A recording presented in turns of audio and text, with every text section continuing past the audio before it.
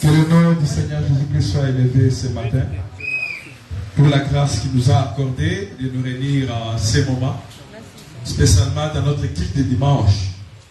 Il faut toujours savoir que nous sommes des adorateurs. Nous sommes l'église du Seigneur. Et aujourd'hui, réunir en ces lieux pour que Dieu nous parle, c'est une chose importante. C'est pourquoi nous allons fermer nos yeux. Aujourd'hui que sans âme le bélaï. Tu n'es pas venu me voir, je suis qu'un humain. Mais je veux que je disparaisse, que Dieu te parle. Que les messages de ce soir ne soient pas un message que tu écoutes par habitude. Vous savez, il y a déjà une habitude. Il y a déjà là mon message. Nakeka koyoka, na yekaka. Denge ba mesana kote abiso, denga mesana koloba. Papa Jean Lobakaka Kabongo. Non. Je veux qu'aujourd'hui que ça soit un peu différent. Que quand la dor tu seras, que ce que tu vas entendre ne demande pas de l'homme, mais que ça émane de Dieu. Parce que l'homme ne peut pas changer ta vie. Il n'y a que Jésus-Christ de Nazareth qui peut changer nos vies. Que la parole d'aujourd'hui puisse trouver sa place dans ton cœur. Ouvre la porte de ton cœur et laisse la parole entrer. Laisse cette parole pénétrer ton cœur. Et que cette parole te communique la vie. Tu ouvres ta bouche et prie, demande au Seigneur de te parler. Seigneur, nous sommes là. Nous ne sommes pas réunis ici pour écouter les hommes. La Bible nous dit, c'est poussé par l'Esprit de Dieu que les hommes ont parlé de ta part. C'est pourquoi nous ne voulons pas que celui qui est tenu devant puisse nous parler. Mais nous voulons qu'il disparaisse. Que toi tu apparaisses pour communiquer la vie. Car il est écrit, les paroles que vous entendez sont esprit et vie. Nous voulons recevoir la vie à travers la parole.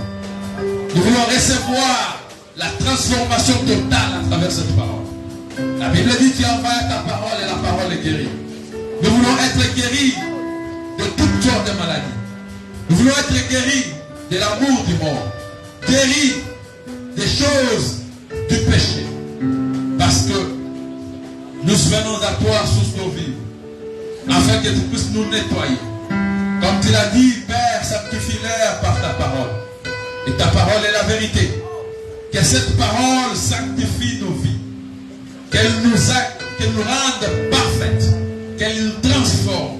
Parce que c'est par la parole que nous sommes transformés. Et que nous soyons des êtres utiles, agréables au devant de ton trône, Seigneur. Laisse que ta parole qui soit être prêchée soit prêchée avec puissance. Oh Père, nous avons besoin de toi. Car nous savons que c'est à cause de la parole que les choses invisibles et visibles ont été créées. Tout ce que nous voyons aujourd'hui sont les fruits de la parole. Et la parole a tout créé. Et c'est cette parole que nous voulons entendre en ce moment. Père, la Bible dit, pour tous ceux qui ont crié à cette parole, tu les as donné le pouvoir de devenir enfants de Dieu. Voilà ton peuple affamé, disposé pour t'écouter leur parler. Viens, Seigneur Jésus. Je prends l'autorité contre toute puissance négative, des vages de pensée, des distractions enseignées. Et je veux, Seigneur, que le Saint-Esprit agisse et que les oreilles spirituelles, que nos oreilles soient connectées à ton esprit pour recevoir des meilleurs, pour entendre les meilleurs. Et c'est là dans le nom puissant de Jésus. Nous t'avons ainsi prié. Amen. Amen. Nous ouvrons nos Bibles dans le livre de 2 Corinthiens, chapitre 5, le verset 17.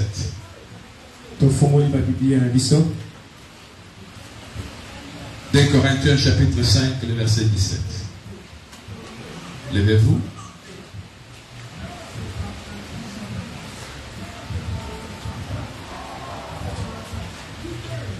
J'ai toujours exhorté à chacun d'apporter sa Bible.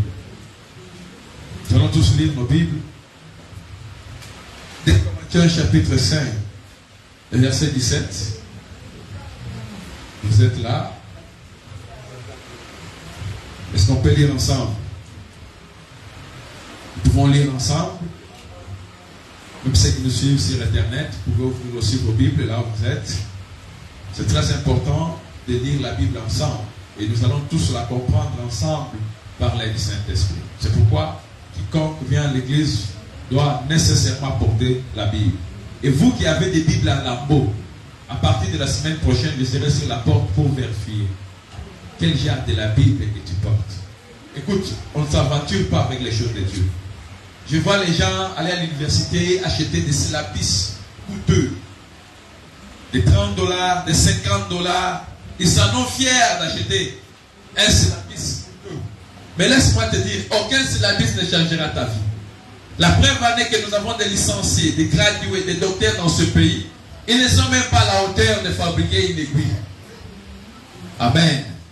Mais toi, tu peux dépenser $50, donner à ton enfant, maman, moi, dans mon à son syllabus, il y a classe. Mais maman est capable de recevoir la Bible à $20.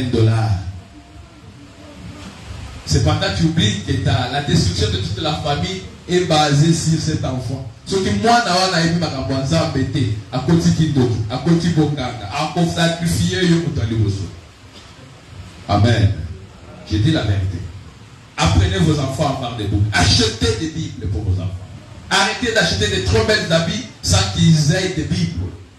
Amen. Et vous attendez que l'église achète les gens des Bibles. Avec quel âge? 2 Corinthiens chapitre 5, le verset 17. Il est écrit, si quelqu'un est en Christ, il est une nouvelle créature. Les choses anciennes sont passées. Voici toutes choses sont devenues.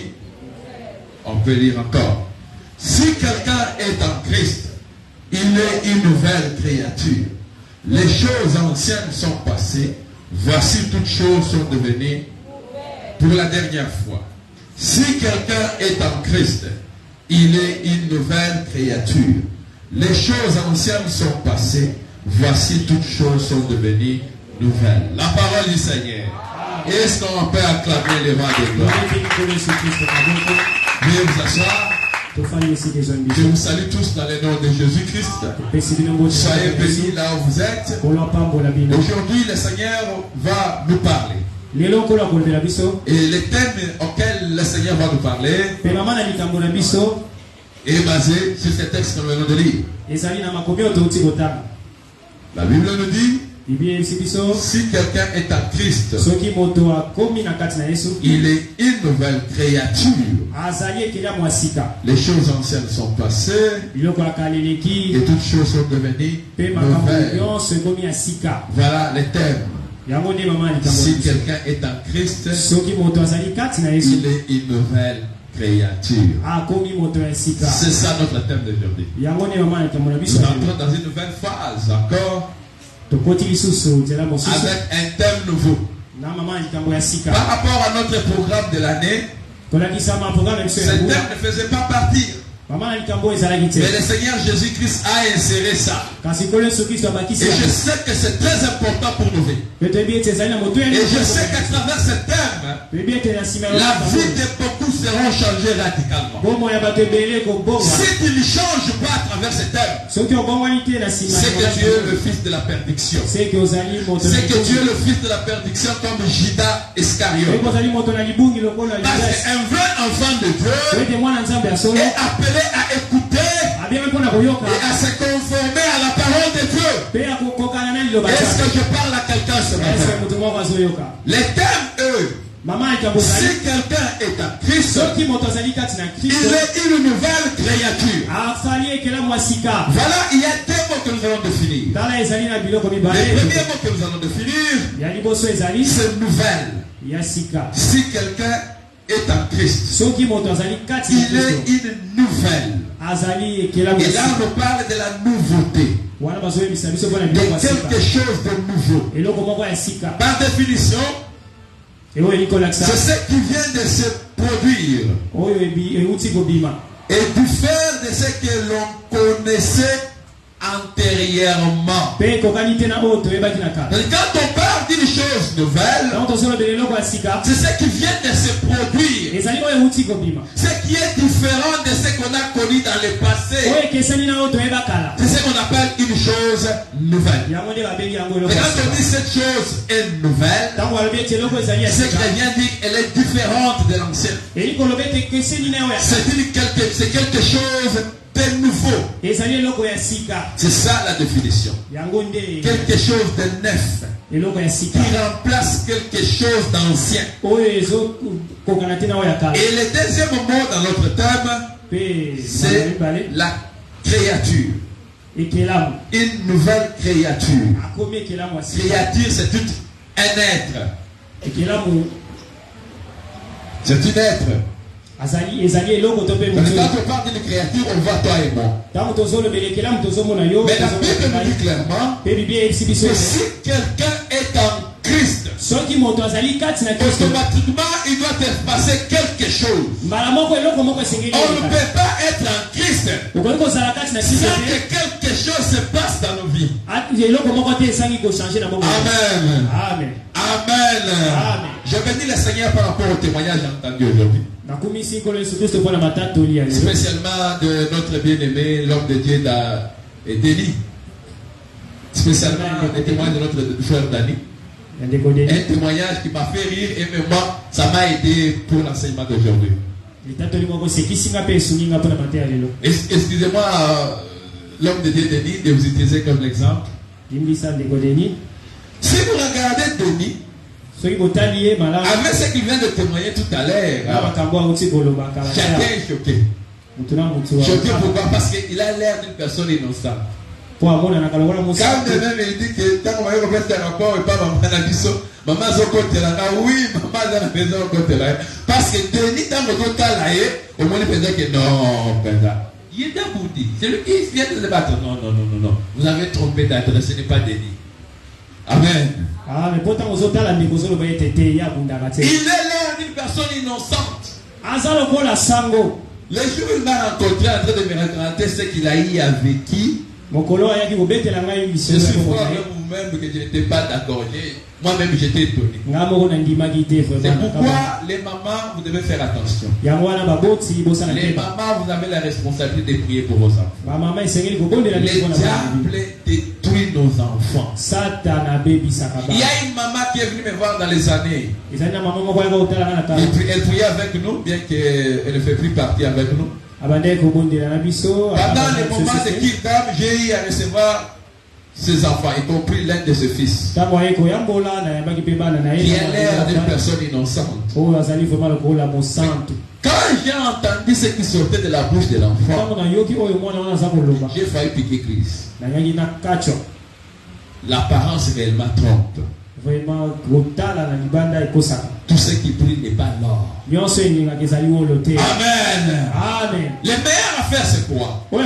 C'est d'amener les gens à connaître Christ. Si les enfants, les gens sont en dehors de Christ, vous ne pouvez pas entendre de bons résultats de quelqu'un qui n'est pas en Christ.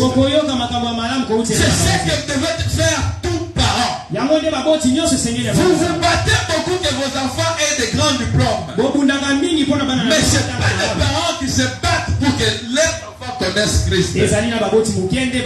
Chers mamans, chers papas, chers parents en général, vous avez une grande responsabilité. Votre responsabilité ne se limite pas à amener vos enfants à avoir une bonne éducation. Mais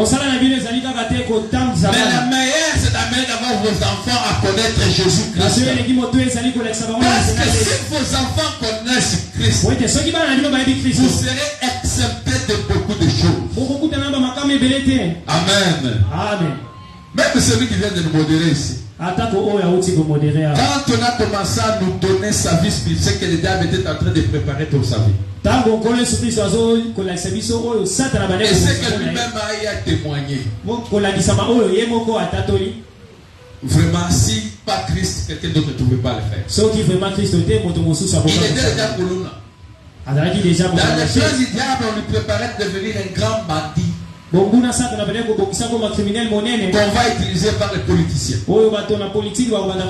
Écoute, si vos enfants ne sont pas en Christ, vous êtes en danger permanent. Mais ce que j'aime avec Jésus, il n'y a personne qui a rencontré Jésus et resté la même personne. Parce que Jésus, c'est celui qui peut transformer la vie de quelqu'un. Être en Christ, c'est être une nouvelle créature. Qu'est-ce que cela veut dire?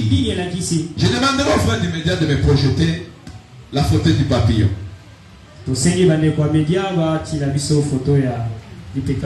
pense que c'est là où nous allons comprendre ce processus de formation.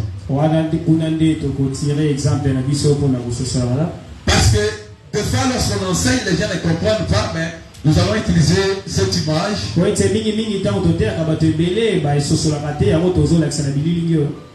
Cette image nous aide à comprendre l'essence de l'enseignement. Dépêchez-vous, bien-aimés. C'est très important. Parce que beaucoup de gens sont dans l'église, mais ils ne comprennent pas ce qu'ils devaient être. Vous allez regarder sur les images.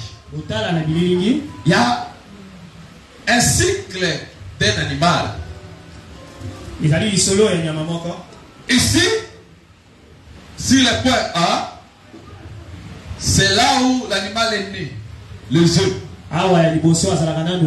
Ça, c'est la première procédure de l'animal. En dehors de cette procédure, il y a la procédure 2.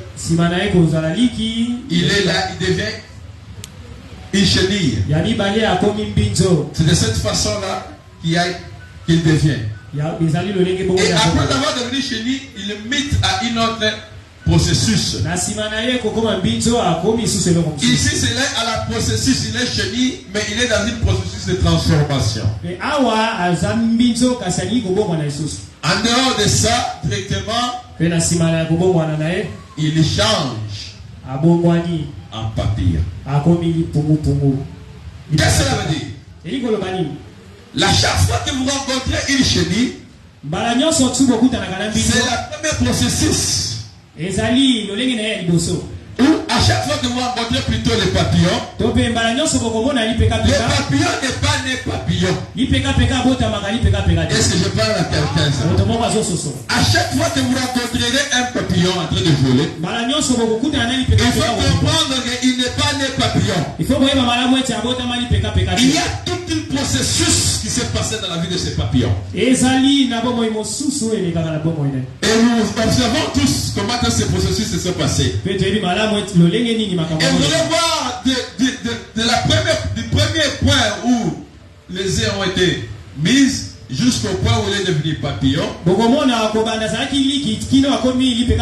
ne peut plus retourner en arrière. Est-ce que je parle à quelqu'un? S'il te plaît. Du premier point, du premier processus, jusqu'à se métamorphoser à devenir papillon, il ne peut pas faire marche en arrière. Amen. Amen. C'est-à-dire qu'il devient une nouvelle créature en devenant papillon. Il est différent de lorsqu'il était chenille. Et d'ailleurs, il y a beaucoup de choses qui te montrent que lorsqu'il est chenille, il marchait par terre. Il pouvait être mangeable par les poules. On pouvait le pétiner facilement. Mais Dieu a permis qu'il puisse quitter du chenille au papillon. C'est-à-dire qu'il commence à voler comme comme des oiseaux du ciel. Et cette transformation, ça reste à vie. Est-ce que je parle à quelqu'un? C'est ça ce qu'on appelle une nouvelle créature. C'est la même chose avec toi et moi. Nous sommes nés dans le péché. Parce que quiconque est né d'une femme et d'un homme est né dans le péché adamique. Nous avons passé notre temps dans le péché. Jusqu'au point où nous avons connu, où nous avons entendu parler de Jésus. Et nous avons pris la résolution de les recevoir comme Seigneur et Sauveur. Le jour où nous avons reçu Jésus, c'est le jour où nous avons subi la transformation totale. Et tout ce temps, on était comme des chenilles. On était mangeable par des poules qui sont des démons de sorciers.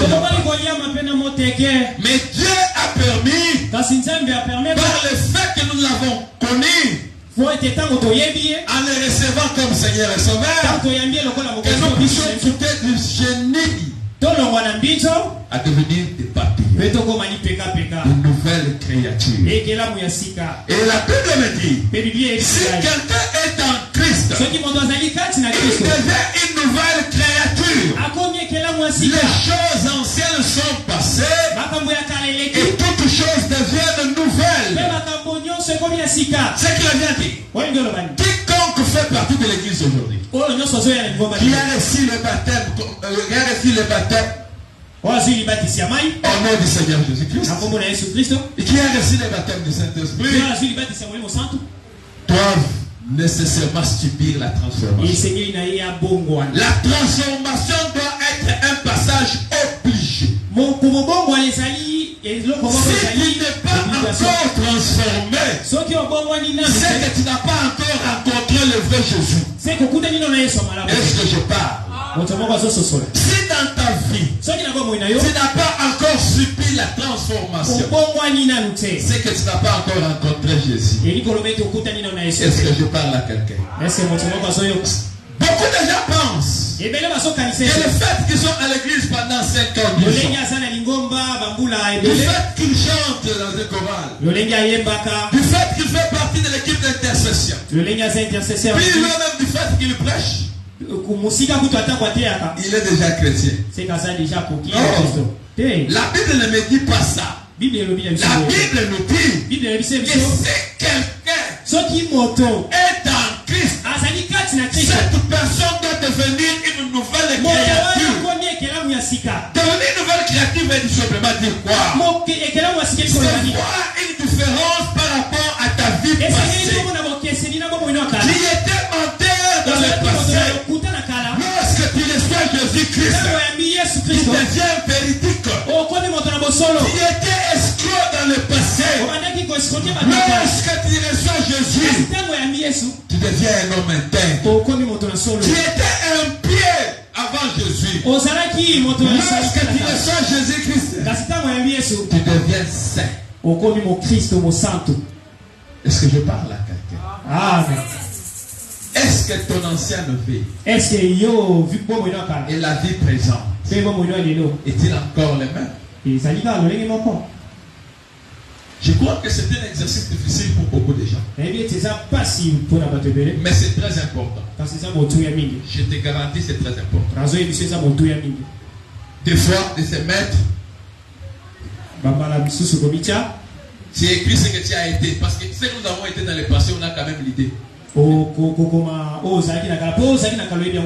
connais. Tu t'assois toi-même devant toi avec un cahier, avec ton bic. Même si tu ne sais pas écrire, mais quand même tu peux énumérer ce que tu as été. Tu commences à noter: j'étais menteur, j'étais orgueilleux dans le passé, oui. J'étais impudique dans le passé, oui. J'étais calomniateur dans le passé, oui. Est-ce que ces choses existent encore dans ma vie? Au-delà de se poser soi-même des questions. Il y a toujours des gens qui nous servent des unités de mesure. Ceux qui nous ont connus aussi dans le passé. Est-ce que lorsque ces gens-là te regardent, qu'est-ce qu'ils disent de toi? Vous allez dire que non, non. Je vous garantis, sur 10, même vous savez, c'était un plus grand exercice pour ma propre vie. Et il a fallu retourner dans ma famille. C'est que nous avons grandi ensemble avec eux. Quand je les ai rencontrés, je les ai dit, je suis pasteur. J'entendais leur attitude. Ils ont réagi positivement. Oui, dans une des grandes réunions qu'on avait dans la famille. J'ai un aîné aussi qui est pasteur. On était là dans la réunion en train de discuter. Il était maintenant moment de clôturer pour prier pour la famille. Comme on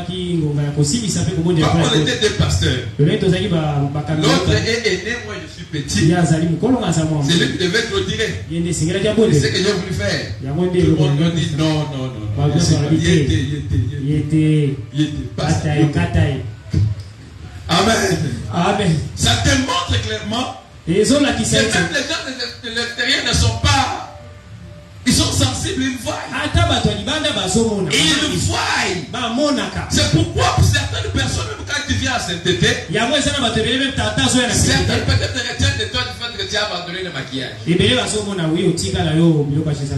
C'est ce qu'ils ont retenu de toi. C'est ça le chose de très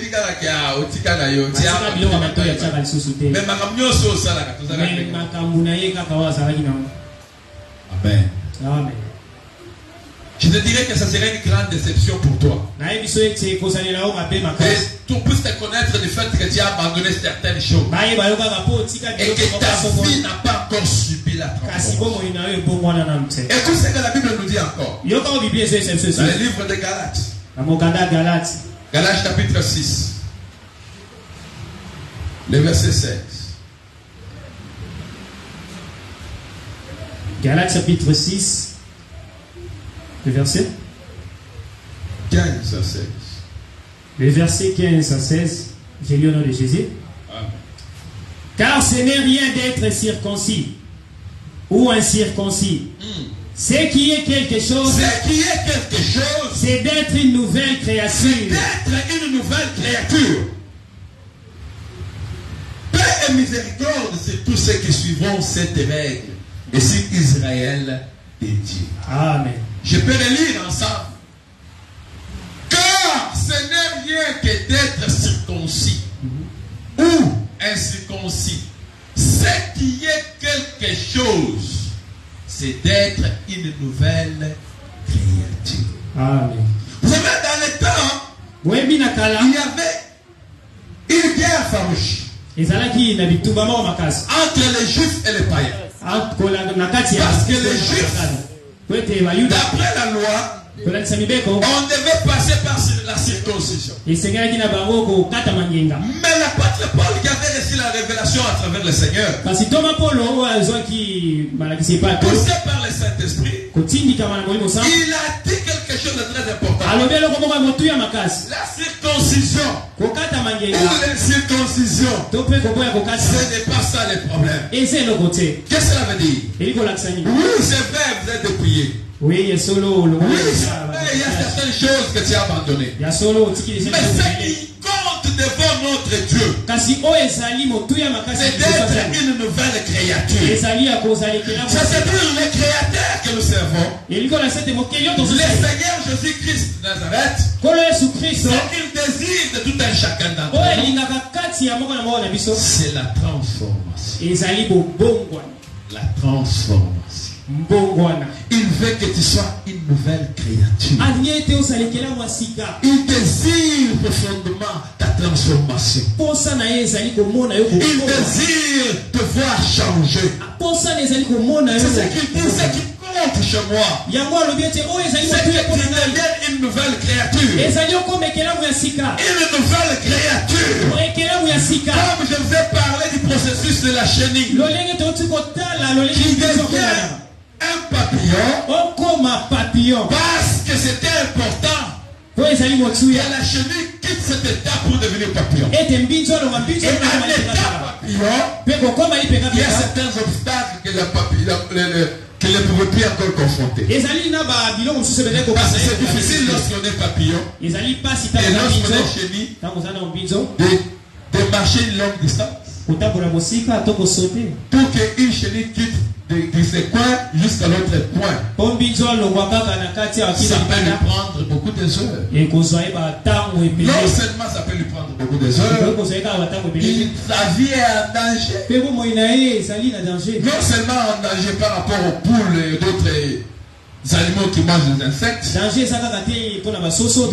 l'homme, quand on voit une chenille, on l'écrase. Mais lorsque ces chenilles traversent et deviennent papillons,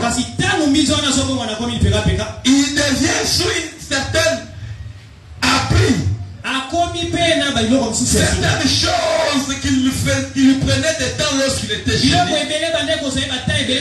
étant papillon, il le fait dans un clin d'œil. Mais si il faut se déplacer d'ici, de ce coin vers le point, en étant papillon, ça lui prend quelques secondes. Différemment de ce qu'il était dans le passé. La vie de beaucoup de gens est bloquée du fait qu'ils ne veulent pas cette transformation. Tu ne seras jamais béni. Dieu ne t'amènera pas loin. C'est dans toi. Tu n'as pas encore accepté de devenir une nouvelle créature. Parce qu'être une nouvelle créature, c'est un choix. C'est un choix que tu dois faire. Dieu ne te transformera pas par force. Mais il attendra que nous puissions marcher ensemble. Ta décision ou ta résolution avec son accompagnement, c'est ce qui va produire que tu deviennes une nouvelle créature. L'aide du Saint-Esprit et son approbation permettra que tu deviennes une nouvelle créature. Amen, peuple de Dieu. Amen. Amen. Amen. Ne dors pas, ça c'est un très bon enseignement. Si tu rates ça, peut-être tu ne l'entendras plus encore. Tu resteras chenille à vie. Parce que la chenille, sa vie sera toujours dangereuse. Tu seras toujours attaquable par tous les sorciers. Moi même celui qu'on vient de donner la sorcellerie aujourd'hui. On te le bossé à toucher d'ailleurs. Amen. Si tu n'acceptes pas la transformation, tu seras une proie facile à bouffer. Cependant que quand on accepte, on devient une nouvelle créature. On devient une proie difficile. Je vais poser la question ici. Qui a déjà mangé les papillons? Qui élève sa main? Personne ne peut manger les papillons. Mais qui a déjà mangé la chenille ici? Chaque jour, on y a un miso. Chaque miso, on y a la miso,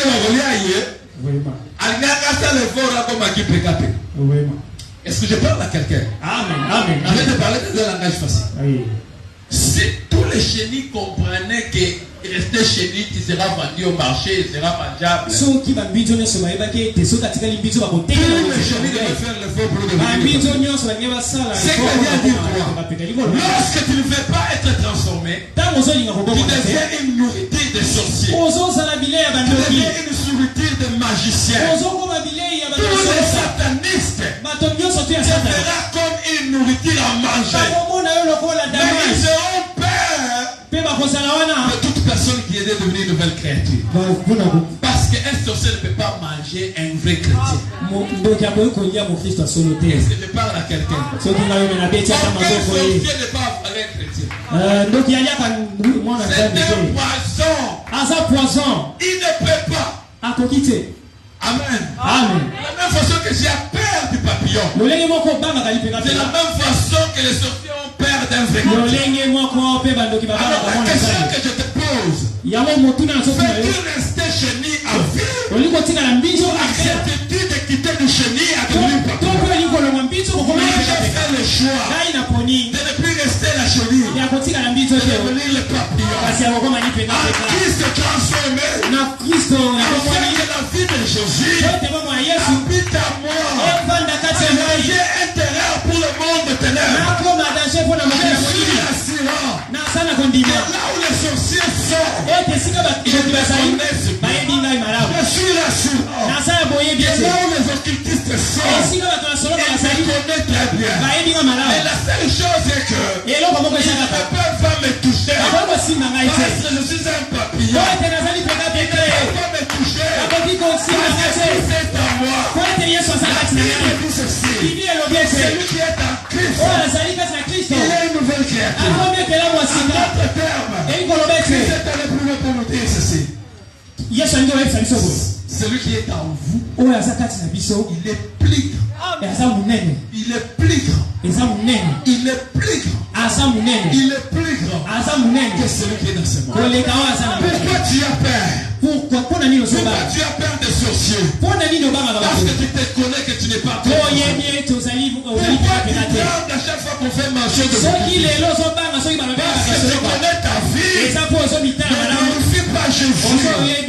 Laisse-moi t'aider ce matin. Tu as besoin d'être transformé. Tu as besoin de passer du passage du chenil. Parce que cela t'aidera. Nous sommes dans un monde dangereux. Les gens parcourent de gauche à droite. Cherche qui te voit. Le diable est à la recherche des gens. Je vois certaines mamans, certaines personnes en train de crier. Lorsqu'ils dorment, ils ont un mauvais son.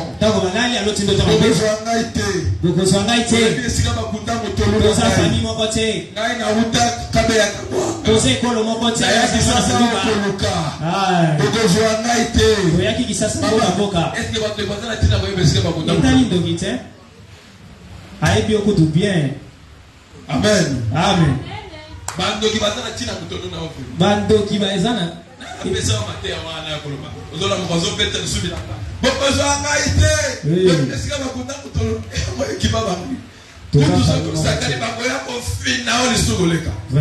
Amen. Amen. Amen. Amen. Le problème, ce n'est pas ça. Le problème est de voir ta vie. Dieu veut te quitter ce processus. De ne pas rester la chenille. Mais Dieu veut que tu puisses quitter de la chenille au papillon. Quitter les chenilles au papillon. Parce qu'en devenant papillon, lui attaque sera facile. Le déplacement sera facile. Ta vie sera sous la protection divine. Ta vie ne sera pas comme la vie de tout le monde. Si tu n'arrives pas à accéder dans la gloire, parce que tu es encore chenille, la chenille ne peut pas voler. Il n'y a que les papillons qui ont l'expérience des choses d'en haut. Il n'y a que les papillons qui sont amoureux des choses d'en haut. Vous les chenilles, vous êtes affectionnés aux choses de la terre. Parce que vous êtes de chenilles, votre aînés sont toujours par terre. C'est pourquoi vous n'avez aucun progrès. Le vrai progrès commence lorsque vous commencez à voler. La Bible me dit, là où s'assemblent les aigles, Dieu voit des chrétiens qui volent, qui montent. Et nous devons monter avec Jésus. Parce que nous sommes d'en haut. Nous ne sommes pas d'en bas. Bien aimé dans le Seigneur, la transformation est importante. Tu as besoin de devenir une nouvelle créature. Jésus qui mentionne nos lèvres. Laisse-lui lancer dans ton cœur.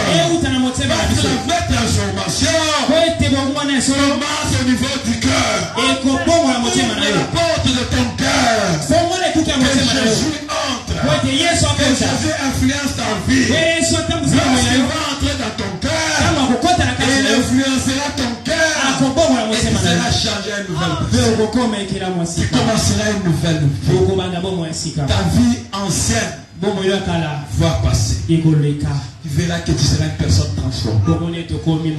Certaines choses que certaines personnes font, tu seras tout le temps étonné de voir que les gens continuent à mentir. Et là, tu es à trouver avec les gens te disent, ah, il y a le bio comme ça. Les si vous avez dit, non, ils ne comprennent pas parce que toi tu es déjà passé de la chenille au papier. Ce qui est normal pour tout le monde n'est plus normal pour toi. Quand les gens sont calomniateurs, sont orgueilleux, ça te fait mal. Parce que toi, tu deviens une personne misérable. Il n'y a pas la vie éternelle si on n'accepte pas de devenir nouvelle création. Est-ce qu'il y a quelqu'un qui veut la transformation? Est-ce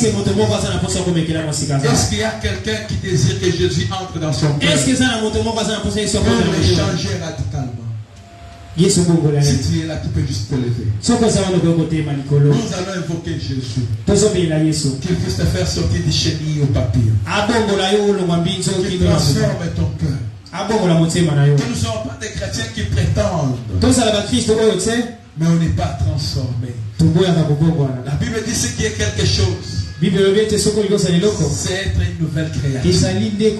Toutes les autres choses sont vaines, mais la transformation est importante. Oui, les choses que tu n'arrives pas à abandonner, tu n'abandonneras pas si tu n'es pas transformé par Jésus. Moi, je vais faire appel à Jésus. Jésus m'a donné ce message que je n'avais pas prévu. Il dit, enseigne ce message. Je vais transformer la vie de beaucoup de gens. Je vais, lorsque je regarde il est réellement ce qu'il est à l'extérieur.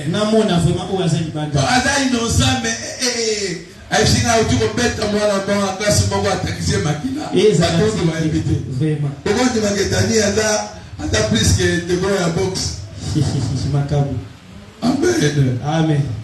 Mais aujourd'hui nous allons prier. Là où tu es, ici que vous allez, tu vas dire au Seigneur Jésus, viens entrer dans mon cœur. Dis-le sincèrement, viens transformer ma vie. Parce que Dieu ne voit pas ce qui sort de ta bouche, il voit la sincérité de ton cœur. Je te garantis après ce culte, tu vas commencer une nouvelle vie. Jésus est là. Il veut te transformer. Mais il va le faire qu'avec ton accord. C'est pourquoi nous allons prier. Tu vas commencer à dire au Seigneur, entre dans mon cœur. Dans le nom de Jésus-Christ de Nazareth. Prions ensemble. Seigneur Jésus, nous voici devant ton trône.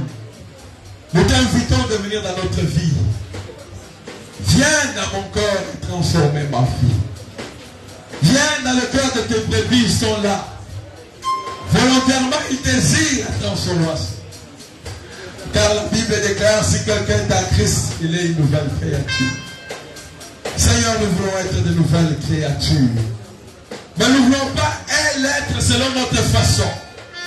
Parce que nous pouvons copier pour ne pas être original. Mais nous voulons que toi-même tu nous aides.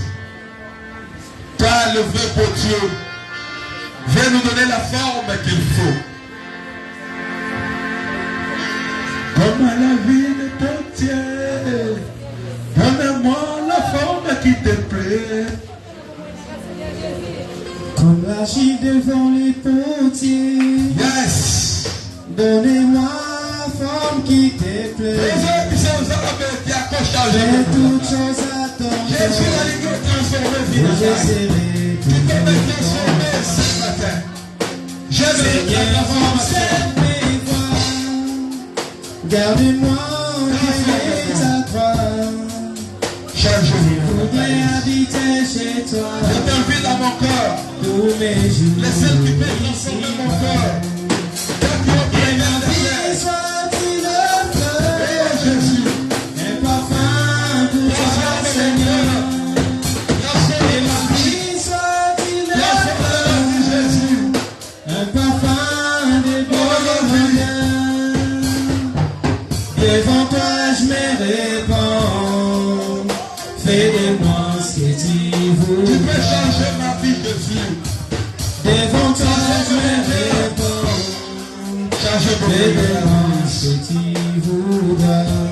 Merci. Là, vous êtes, levez vos mains, je veux prier pour vous. Seigneur, je prie pour tes brebis. en demandant, Seigneur, de prendre accès dans leur cœur. Parce qu'ils ont accepté que tu les transformes. Père, le véritable potier, le véritable transformateur, c'est toi. Amen. Viens ôter le cœur de pierre. Apporte-nous en ce moment le cœur de chair. Amen. Un cœur nouveau. Amen. Un esprit nouveau. Amen. Qui va nous aider à devenir de nouvelles créatures. Amen. Des personnes nouvelles. Équipées par la puissance d'en haut. Équipées par la nature divine. Et c'est là dans le nom puissant de Jésus. Occupe le trône de nos cœurs. Habite dans la vie de tout un chacun d'entre nous ici présents. Que nos vies reflètent de Jésus. Que nos vies te glorifient à jamais. Dans le nom de Jésus-Christ de Nazareth, nous t'avons ainsi prié. Amen. Que le Seigneur vous bénisse.